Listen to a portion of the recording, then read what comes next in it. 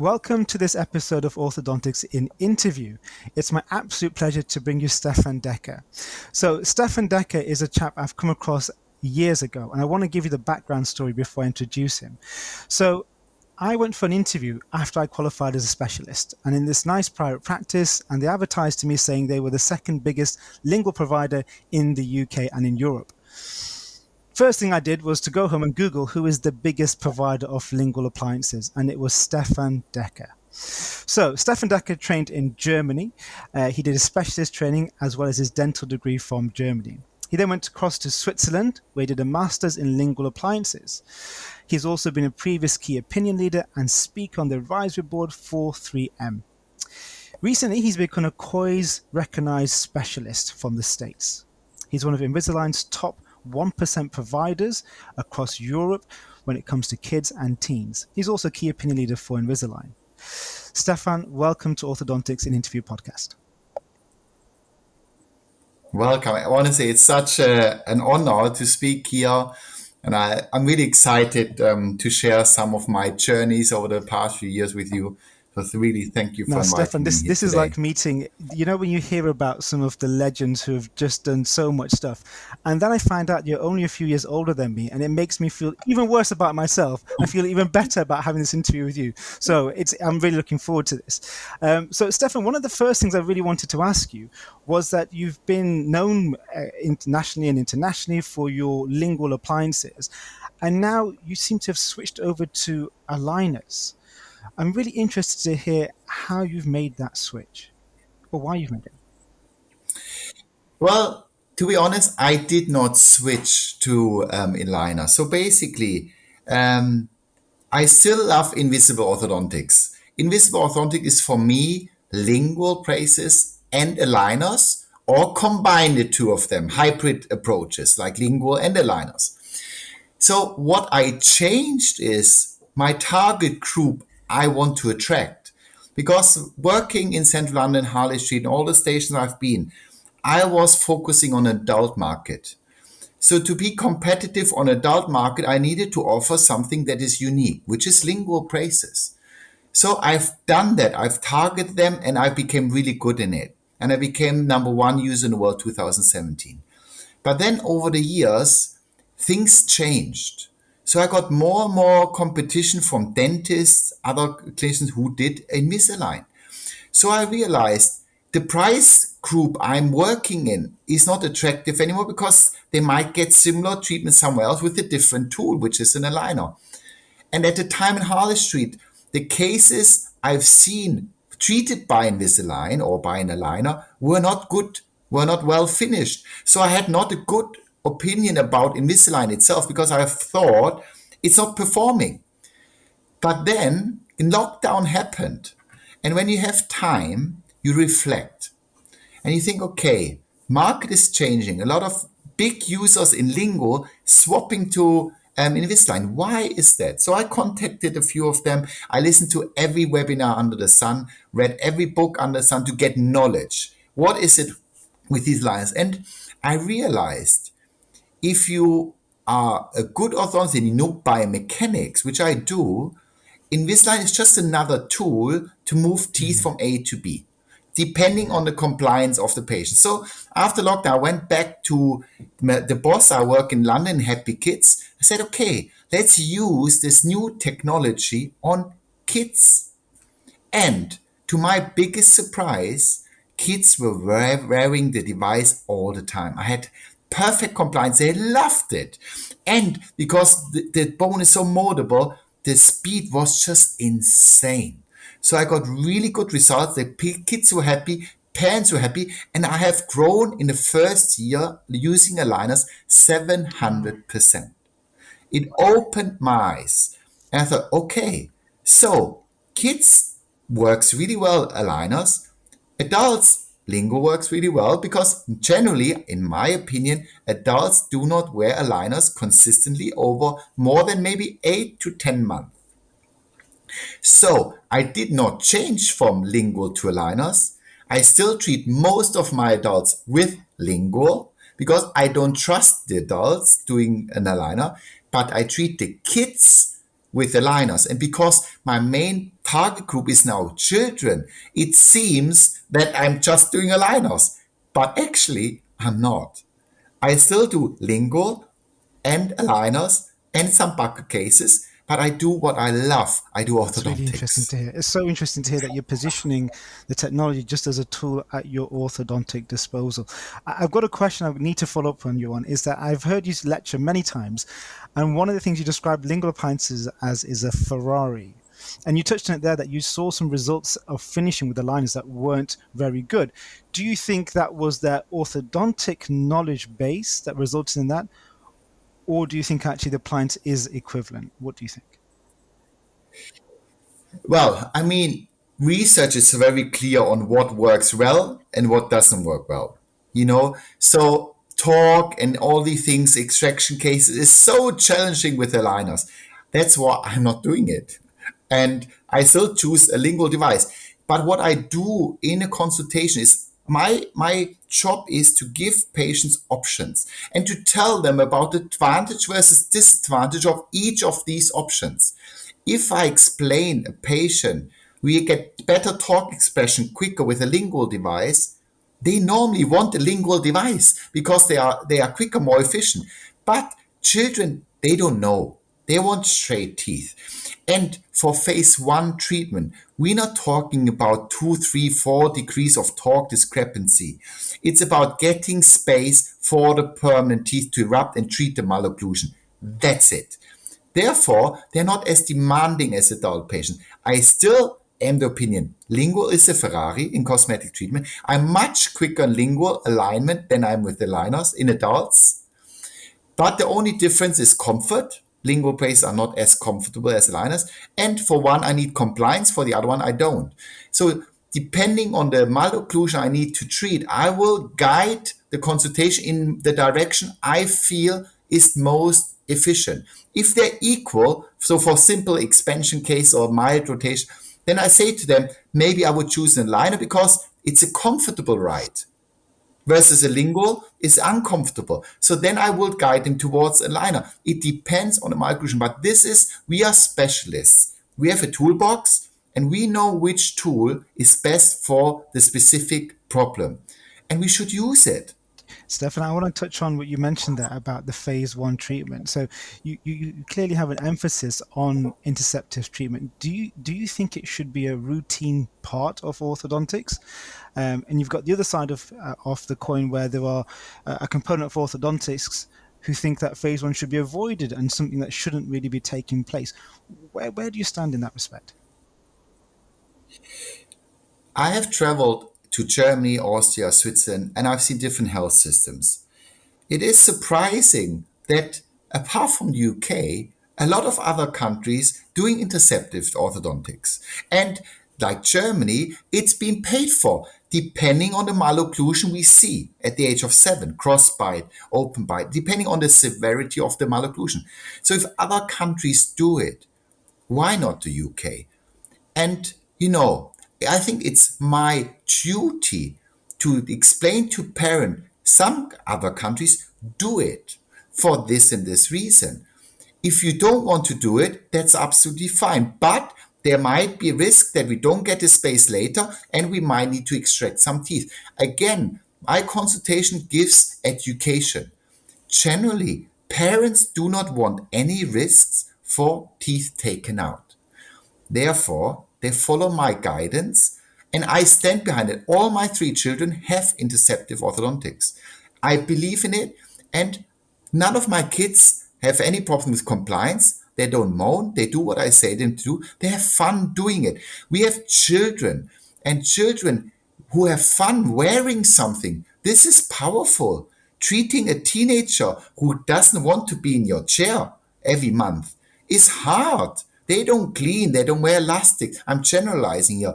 But it's a different ball game to treat teenagers compared to young children.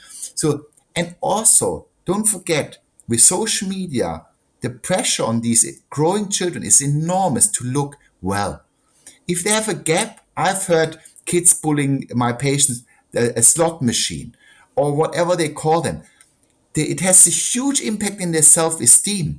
If you can give them a smile that they can grow to teenage age with confidence. What have you done wrong? I don't know. Yes, you can see it as it's too much and all this, but I have guidelines I've learned in Germany. There's the American Association of Orthodontics who have a guidelines of interceptive treatment. There are guidelines, and I'm sticking by them. And I say to the parents, by the guideline, this is either a necessity in Germany or not. It's a nice to have. But if I say it's a nice to have, it's still the choice of the parent if they want the nice to have or not. If they want it, what do I do wrong of giving it to them? It makes them happy. I'm not doing anything wrong here. Yes, I say to them, in the UK, this would not classify for any treatment right now, but that's it. But in Germany, that might be different. And I would say to them as well, in UK, you might have had other opinions. Dentists would say, no, come back at the age of 12. And they said to me, yes, that's true. But I had also parents who wanted to see an orthodontist early. They went to UK dentists who have been denied treatment several times. They're coming back to me. I say to them, you have an impacted canine. If we could, or a crossbite, whatever it is, if we would have detected it earlier, we could have treated it differently. The parents are upset that they weren't given the option of treating it early. It is wrong for me to say before 12, no, we never do anything.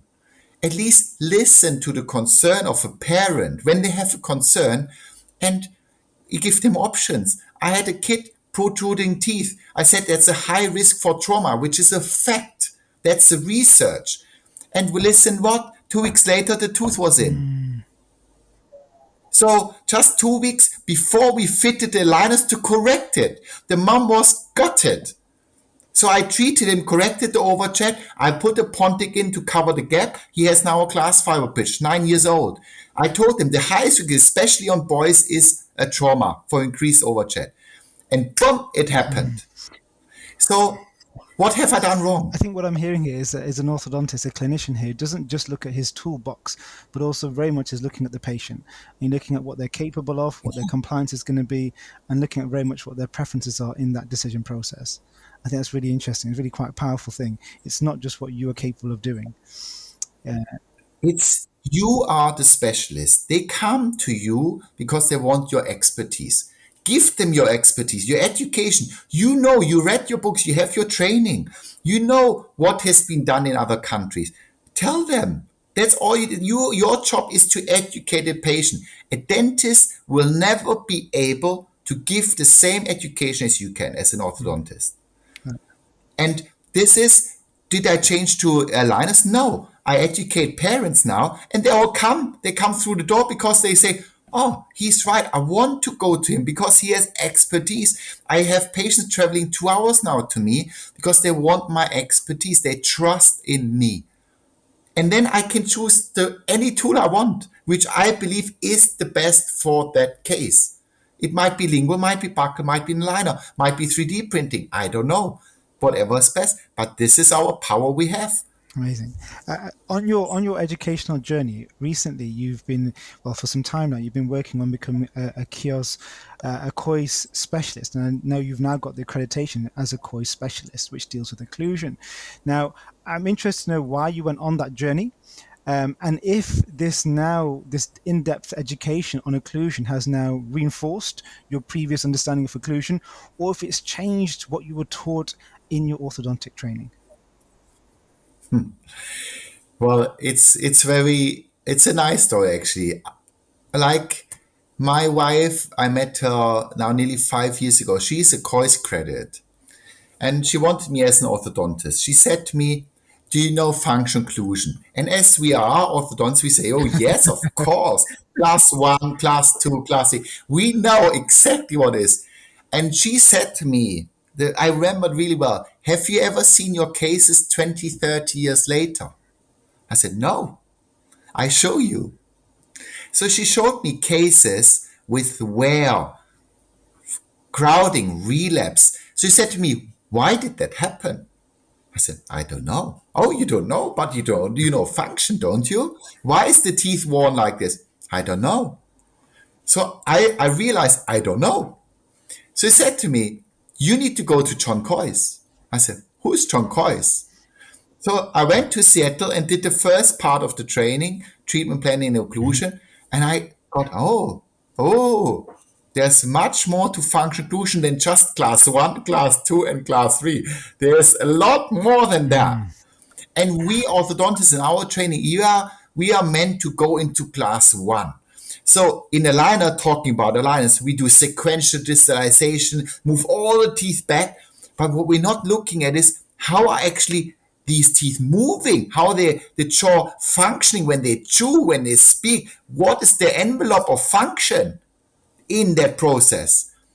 So in that training in Seattle, I got an understanding of how wear is happening, what's the reason for wear, and how you can avoid it. And that not every class 2 needs to be in a class 1. Sometimes a functionally stable class 2 is much better than a forced class 1. And look at the research. How often do we hear about lateral open bite as a side effect of aligners? If you touch these front teeth when they bite together, they are moving. This is a constricted envelope of function because what an aligner does is constrict everything. So what you should not do is that. So what did I learn? Listen, you can't constrict the bite. You can't constrict the envelope of function while you align teeth. You need to respect how a patient is working. Some are moving to the right, some to the left, some chew vertically, some horizontally. And what I hear all the time, I'm grinding. I got the grinding tray. No, they don't. They are perfectly contoured teeth. They are not grinding. They are not flat. They are just constricted. They are sliding into ICP, into their bite. And that causes them discomfort. And there are certain questions you learn in the course. Do you eat chewing gum? Do you avoid it? Do you see wear on your teeth the last 2 years? Do you see movement? I say, oh yeah, I've noticed my teeth are wearing down. Oh, I've noticed the teeth are moving lately. Why is that? Not because I'm grinding. It's because I am constricted.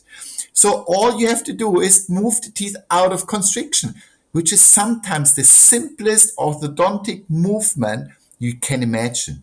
What does it bring me? All the interdisciplinary cases with my wife restoratively, she sends to me. And sometimes it's the easiest correction to get a bit of space between these teeth so that she can restore them.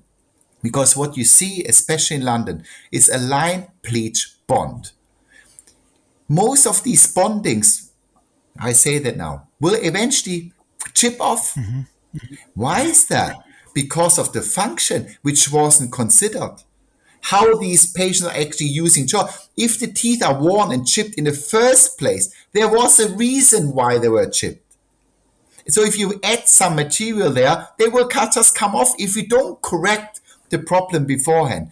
So what John Coyce gave me is unbelievable. So much knowledge how dentists are thinking when they need to restore a case. When I hear teeth failing or anything else, and there's good hygiene, there's no reason for tooth failing, I know straight away there's something going on. There's overpowering. So I do a scan, I show them the contact points, traumatic bites, etc. It's just too much to talk about.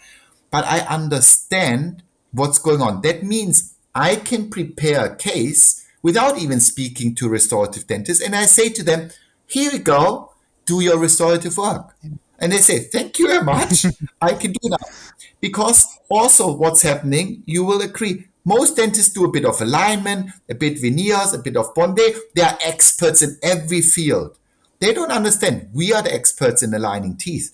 If I show them I am the expert in aligning teeth, they have no reason to align the teeth themselves because they know he is better than me. He aligns the teeth, I'm restoring them. So it gives me a better team approach and I get eventually some referrals back, which nowadays is a matter of impossibility that we don't get referrals anymore. So I love the training Settle, and the people he trains, they're very humble people and they want knowledge. And I respect people who never stop learning. And this is what I enjoyed in my journey. And I believe seeing now adults, with different eyes, definitely, but also to answer your question, I treat kids differently.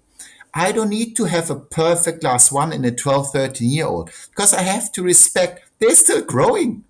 If I have perfect over by everything, they might be constricted 10, 20 years later. So I explained it to parents, and also at the end, and the last day, I asked John Coyce, John, you know all these cases you've shown us the last few days with constrictions where if they would have had proper orthodontic treatment 30 years ago, would that have happened? And he clearly said no. So we sometimes don't even know what harm we're causing them 30 years later. And no one will challenge us anyway because it's too far behind. Yeah. But I go there and say, well, you know, so it's so much you learn of with kids and with adults. But I look at treatment planning kids completely different now than I used to do in dental school and orthodontic training. Get a class one, sequential digitalization, blah, blah, blah. No, yes, sequential digitalization is a way to open the leeway space in children Mm-hmm. to get permanent teeth in. Mm-hmm. But you can see if the teeth move mesial or not. Mm-hmm. You know, you can do the model analysis and everything we learned in our training. But most of the time, they didn't move forward. It just growth happened. So if you go back, you just gonna constrict it. And then I've seen so many finished cases. I put the finger on, let them bite together, and the teeth are moving. Yeah. What's gonna happen? It will be a nightmare. So John Coyce was an experience. I don't regret it, and the money I spent there for the training is expensive. But I got back within 2, 3 patients, which came on the first day after I came back. Wow. Wow. Adult cases, class one. Wow. And this thirst that you have for education, I saw it happening when you were going into your liners, and we had a conversation, and I was looking into liners myself at the time, and we started talking about textbooks, and I think you listed every single published textbook that was available on a liner. So just incredible work ethic that you. I read it. I'm just amazed and amazed. Stefan, just switching tracks here. So just talking about you as a person. So I know you've got 3 kids. What kind of stuff do you like doing with the kids? Well, I'm a country boy. I come from South Germany, the mountains. I love outdoor. So anything outdoor, I enjoy my kids. Apart from one, one is more somewhat different, but 2 of them are always next to me. Okay. There's always one odd one. He's always with my wife. So, but the 2 others, they're always with I me. was that one. When Uh, I what was younger, I was that odd one. Yeah, it's just, everyone is different. But I'm outside any minute. I can be like sunshine and I'm outside, even if it rains like today it was snowing, I'm Yeah. outside. I just like outdoor stuff, anything outdoor, fresh air, skiing, snowboarding, all these things, mountain biking. Well, so So, Stefan, you've moved around the world, right? So you've got Germany, of course, where you're from. You've got Austria. You've got Switzerland. You've got UK. Where have you enjoyed living the most? well, I love where I come from. I have the lake, I have the mountains, really good quality of life. So my home is the Lake of Constance. It's by Switzerland, by Austria. Half hour this way is Austria, half an hour this way is Switzerland. So this is my favorite place where I feel home. Fine, fine. Now, just going back, I mean, somebody who is, as in my definition, is an early adopter. Something new comes out, I think that you'd be using it the next day, if not on the same day. I suppose you then have a better insight as to what the pulse is within orthodontics. So what do you see as the next big thing happening within orthodontics? Um, Number one, I think we orthodontists, we need to go back to questioning companies. We shouldn't just believe what companies are telling us what is best because they end of day want to sell a product. Mm-hmm. We should think about how to use whatever company, whatever brand, whatever type of tool we want to use. What is this tool good at? What is not good at? And use it to our benefit.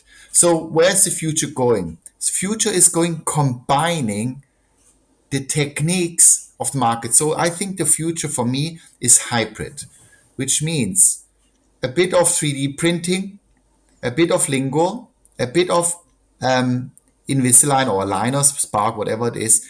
So to combine the different techniques to get from A to B. Personally, I think buckle will not be used as much because the cosmetic drive is there. But lingual, aligners, 3D printing, this is the future, and you can go crazy in your design. Like Björn Ludwig is one of the big idols of my career.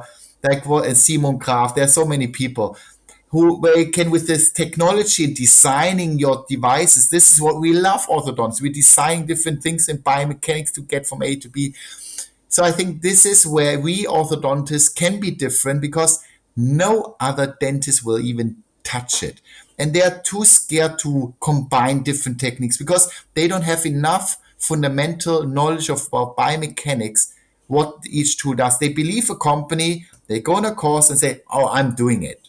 Or they even get a third party company who do it for them. Yeah. So I think we should just engage our knowledge, our education, and apply the tools we learn on a patient and educate the patient. And I believe then you put so much value on your treatment that you can charge accordingly to that. That's really interesting. That's really insightful as to where you see things going forwards. Um, on the topic of the people you've mentioned, and maybe it's somebody else, but I really want to know, you've studied under so many people. Who is it that you admire the most in orthodontics? Who is that person at the top of your chain? I have so many people. Like I've lectured with the best people in the world, and there's Noor Al Taraf in Australia. I love him. He's an amazing orthodontist. Björn Ludwig, Benedikt Wilmes, my German colleagues. Then Ravi Nanda is an amazing person. Yeah. Then Neil Kravitz in the US. He's a smart guy. Well, Stefan, There's you're not answering the question, Stefan. Pin you down. Who is it? Who is it? Can you say it? To be honest, I think I would say my first boss, because I was just at the beginning of my specialty training. She believed in me. She sent me to every course in the world and she paid for it in the whole world, flights, everything included. She said, you're going to do it. And she said, you're going to do lingual. You're going to do mini screws. She pushed me to become the best version I could be because she believed in me. And I really respect that she did that because it opened my horizon to anything I developed later. Like first time I did lingual brace was 2007. That was my first year of training, and then I did all her cases lingual. So I was thrown into this cosmetic way straight away by her because she believed in me. And I think also, if I look now, I'm in the position where I could train people. I think to give someone this belief in themselves is very valuable because there's so many orthodontists out there who don't even know where they're standing with all this competition going on. And what I can say to them, you need to find somebody you can look up to who guides you and says, there's a market for us specialists to go further. And that belief, I think, so there, like I said, so many good people in the world, but just the fact she didn't lecture at all. She was just a really good boss, believing in me, showing me different techniques that after 2 years of training, I could run her business. And that was at the beginning. And I would love to meet her again. It's just that I get emotional thinking about it because this opportunity is rare that someone believes in you like that. Absolutely. So if I pin one down, it's my first boss. That's amazing. I mean, I think you're giving such a list of all of the celebrities in orthodontics. I never thought you'd end up being somebody like that, but it just shows you how somebody can touch someone and not be in the limelight in the process. It's a really powerful story. So, Stefan, just to conclude with, what is the one piece of advice that you would give to all the orthodontists who are out there? Don't be scared. Be clever. Find your way of doing orthodontics, and I believe it's not the adult market. I think there's so much need in the UK for the kids that I would focus on kids. It changed me as an orthodontist. I'm happy going to work. I'm happy going out of work. Everyone tells me how happy I am. It's it's a different way of doing orthodontic without the pressure of performing day in out. You can actually have fun. And we orthodontists, we are children, end of the day. Yeah. And if you treat children, it's just lovely and you can help them and you get a hug. You get a nice hug at the end of the day from a child. That means more than any bottle of champagne or whatever. It's just a hug saying, thank you. So that I would give. So focus on the right group. Don't let yourself challenged by other dentists, or just believe in yourself. And there are people like me who are always open to help. And yourself, what you do is amazing, to give education to people. So yeah, be clever and have fun doing what you do. Amazing. What a way to end it into. Stefan, thank you so much for joining me on this interview. For the listeners, please do subscribe and look forward to the next episode. Thank you so much.